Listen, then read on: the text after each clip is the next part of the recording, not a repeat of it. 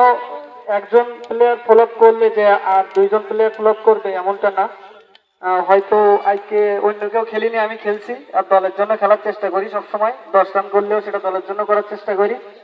আর দল যে হারে চাহিদা চাই সে অনুযায়ী ব্যাটিং করার চেষ্টা করব এবং দলকে যদি জিতাতে পারি সেই রান করি আর না করি এমনি ভালো লাগে। ধন্যবাদ।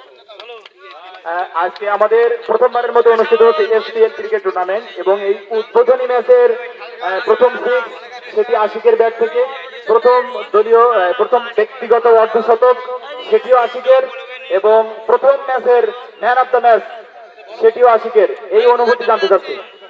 আলহামদুলিল্লাহ, আসলে ভালো খেলতে পারলে ভালো লাগে আর ভালো খেলার অনুভূতিটা বরাবরই ভালো হয়। এই আর কি বলবো, ভালো লাগছে এই আর কি।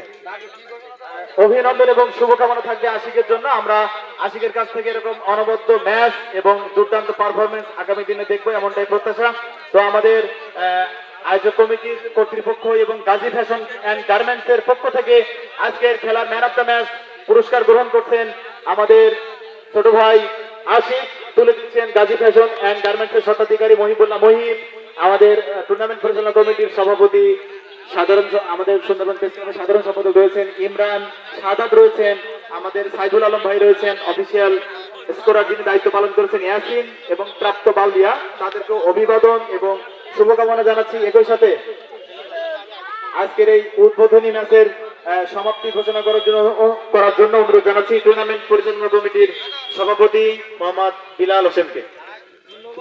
সকল সদস্যকে আজকের এই খেলায় উপস্থিত হওয়ার জন্য। আপনারা প্রতিদিনই ন্যায় আগামীকালকেও এই খেলা দেখতে পাবেন। এই জন্য সবাইকে এই মাঠে এসে খেলা উপভোগ করার জন্য আমন্ত্রণ জানানো হলো।